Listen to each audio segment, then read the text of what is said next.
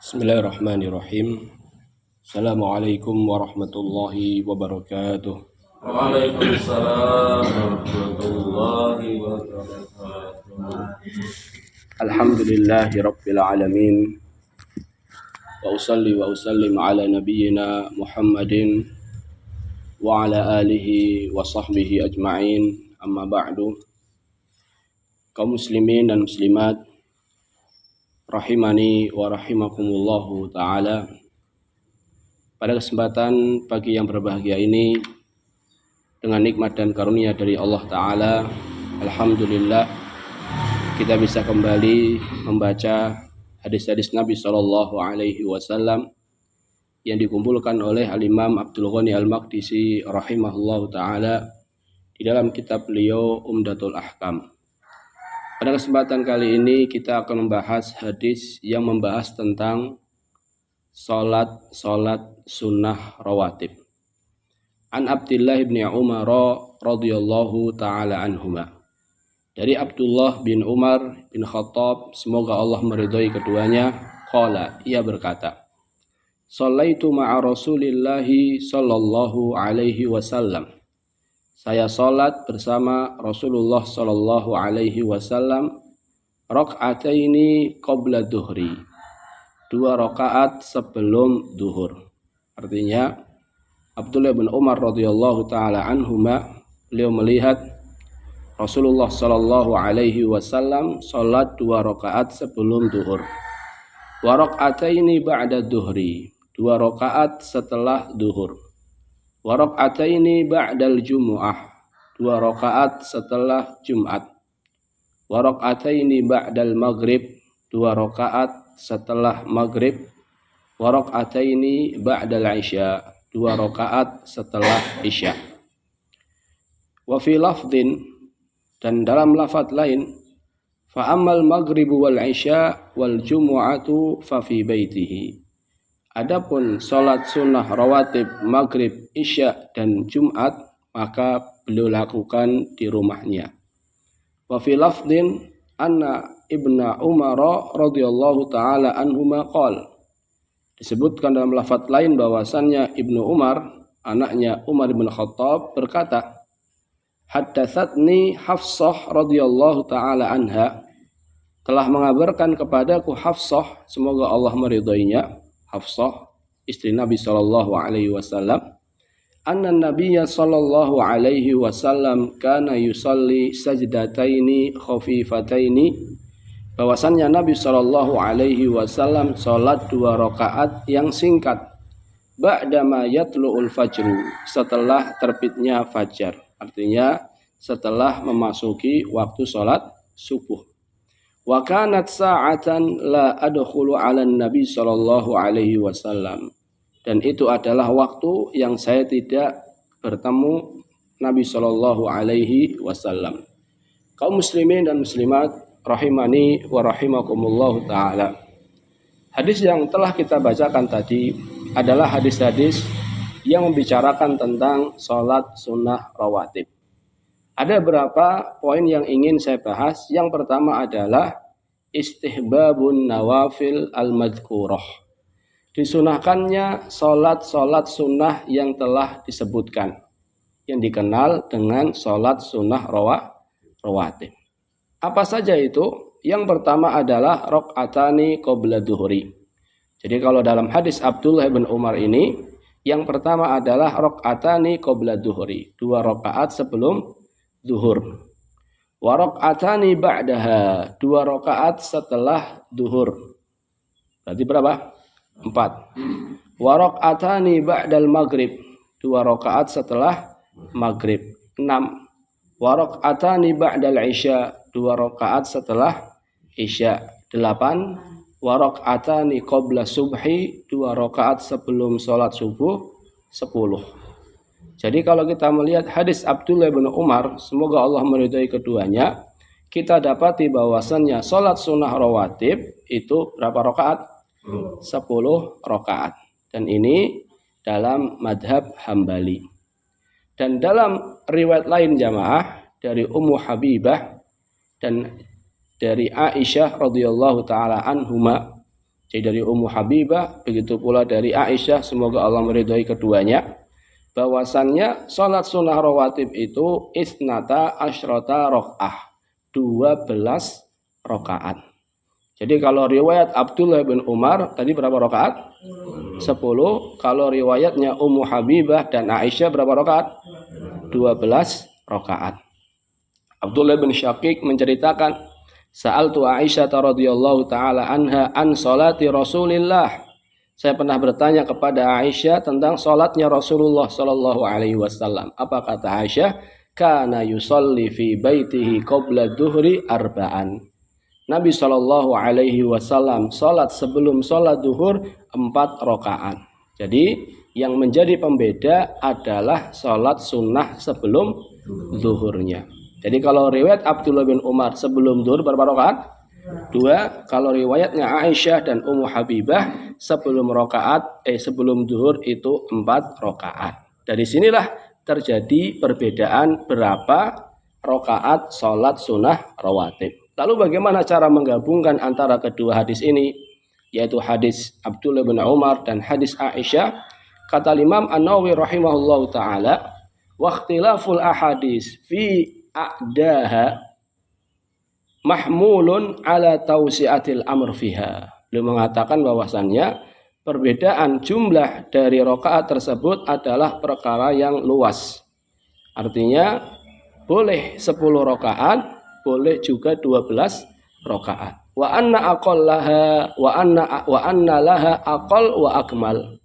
Salat sunnah rawatib ada yang jumlah minimal, ada juga yang jumlah sempurna, jumlah maksimal.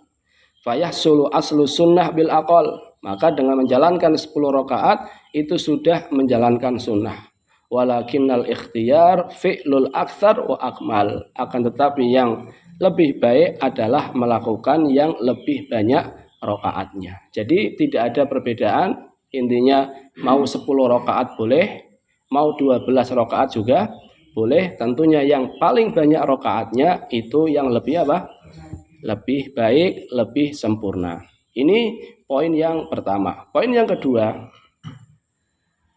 di dalamnya terdapat manafi' lin nawafil. Manfaat-manfaat dari menjalankan sholat sunnah. Apa sih manfaatnya? Yang pertama adalah takmilul faraid. Manfaat pertama dari menjalankan sholat sunnah adalah menyempurnakan sholat wajib. Kita sadar semua bahwasannya sholat wajib kita sudah sempurna belum? Wallahu a'lam. Kayaknya sih belum kayaknya. Maka dari sini mendorong kita untuk semangat menjalankan yang sunnah dengan harapan yang sunnah ini bisa melengkapi apa yang kurang dari sholat wajib kita. Ini yang pertama. Yang kedua, al-ajr. Tentunya ketika kita menjalankan sholat sunnah, kita dapat pahala yang lebih. Jadi ketika kita menjalankan sholat sunnah, di antara yang bisa motivasi kita, yang pertama adalah kita pengen menyempurnakan sholat wajib kita. Yang kedua, kita pengen dapat tambahan apa? Pahala. Disebutkan dalam hadis riwayat Abu Hurairah, kata Nabi SAW, Inna awwala ma yuhasabu bihil abdu yaumal qiyamah min amalihi salatuhu. Yang pertama kali akan dihisab dari amalan seorang hamba kelak di hari kiamat adalah sholatnya. Jadi sebelum dihisab yang lainnya, yang pertama kali akan dihisab adalah sholatnya. Sebelum puasanya, sebelum zakatnya, dan seterusnya. Yang pertama kali yang akan dipertanyakan adalah sholatnya. Yang pertama kali yang akan dihisab adalah sholatnya. Fa in sholahat qad aflaha wa anjaha. Kalau sholatnya baik, sholat wajibnya baik, maka dia telah beruntung dan dia telah selamat. Dia selamat menghadapi proses apa? Hisab. Wa in fasadat faqad khaba wa khasir. Tapi kalau seandainya ternyata sholatnya rusak, apalagi kalau seandainya sholatnya bolong, apalagi naudzubillah kalau seandainya tidak sholat, maka dia telah merugi dengan kerugian yang sangat besar. Karena kerugian di saat itu tidak ada lagi kesempatan untuk apa? Mengulang. Yang rugi ya pasti rugi, nggak ada kesempatan untuk mengulang. Tapi kalau di dunia orang rugi masih dia bisa mencoba lagi. Tapi kalau di akhirat tidak ada kesempatan untuk mencoba lagi. Makanya kata Nabi, fa in fasadat faqad khaba wa khasir. Siapa yang rusak salatnya maka dia akan merugi. Fa in intaqasa min faridatihi syai'. Kalau seandainya yang wajib itu tidak sempurna, ada kekurangannya, qala Rabb, maka Allah Ta'ala akan berfirman, unduru hal li abdi min tatawu'in. Wahai para malaikat, lihatlah apakah hambaku punya salat-salat sunnah. Fayukammala biha man taqasa minal faridah. Maka dengan amalan-amalan sunnah, dengan salat-salat sunnah tersebut menyempurnakan salat apa? Wajib. Summa yakunu sa'iru amalihi ala dzalik. Kemudian amalan-amalan dia semuanya pun diperlakukan demikian. Artinya nanti puasa wajibnya akan disempurnakan dengan puasa sunnahnya, zakat wajibnya akan disempurnakan dengan sedekah sunnahnya. Artinya yang wajib nanti akan disempurnakan dengan yang sunnah. Jadi di antara manfaat dari melakukan amalan sunnah jamaah, di samping kita mendapatkan pahala yang besar, kita juga dengannya disempurnakan amalan-amalan wajib kita. Kemudian di antara yang disebutkan oleh pengarang di sini, faedah yang bisa diambil adalah istihbabu kauniha fil bait. Lebih ditekankan, lebih disunahkan hendaknya melaksanakan sholat sunnah tersebut di rumah. Jadi kalau seandainya menjalankan sholat sunnah tersebut di rumah, maka ini berdasarkan kesepakatan para ulama, ini lebih afdol, ini lebih baik. Kecuali sholat sunnah yang memang disyariatkan untuk dilaksanakan secara berjamaah. Jadi sholat sunnah secara umum lebih baik dilakukan di mana? Di rumah. Tapi ada sholat sunnah yang justru lebih baik di masjid. Apa itu? Sholat sunnah yang memang di situ disyariatkan secara apa? Berjamaah. Seperti apa? Seperti sholat tarawih, sholat istisqa. Apa itu sholat istisqa? Sholat minta hujan. Sholat khusuf atau kusuf, sholat gerhana. Maka ini dilakukan di masjid. Namun selain sholat sunnah ini, maka yang lebih afdol itu adalah dilakukan di mana? Di rumah. Ustaz, tapi kalau di rumah gak jadi sholat Ustaz seringnya. Ya, kalau seperti itu kondisinya ya tidak apa-apa dilakukan di masjid. Apa hikmahnya dilakukan di rumah? Disebutkan di sini, hikmahnya yang pertama adalah ab'adu minar riya. Lebih selamat dari riya. Karena ibadah semakin sembunyi, itu semakin selamat dari riya. Wa aqrabu ilal ikhlas. Tentunya karena jauh dari riya akan lebih mendekatkan kepada keikhlasan. Dan yang ketiga, beliau mengatakan litahassulil barakah fil buyut, agar rumah ini bertambah keberkahannya. Jadi agar rumah kita ini menjadi rumah yang apa? Berkah. Kata Nabi SAW, ij'alu fi buyutikum min salatikum. Jadikanlah sebagian salat kalian di rumah kalian. La tattakhiduha kubura. Jangan jadikan rumah kalian sebagai apa? Kuburan. Apa maksudnya? Jangan jadikan rumah kalian seperti kuburan yang di situ tidak dilaksanakan sholat. Berarti orang yang dia tidak sholat sunnah di rumah, itu rumahnya sama saja dengan apa? Kuburan. Siap jamaah tinggal di kuburan? Tidak ada yang siap. Maka hendaknya kita menjalankan sebagian sholat sunnah kita di rumah kita. Nabi SAW bersabda, idza qada ahadukumus shalah fi masjidihi, apabila salah seorang di antara kalian selesai menjalankan sholat di masjidnya, falyaj'al li baitihi nasiba, jadikanlah sebagian sholatnya untuk rumahnya.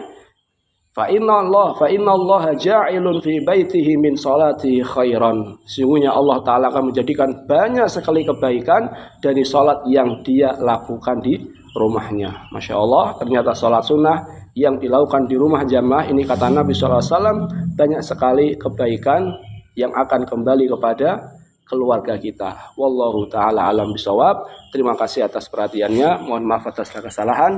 Kita tutup dengan doa kafaratul majlis. Subhanakallahumma bihamdika asyhadu an la ilaha illa anta astaghfiruka wa atubu ilaih. Wassalamualaikum warahmatullahi wabarakatuh.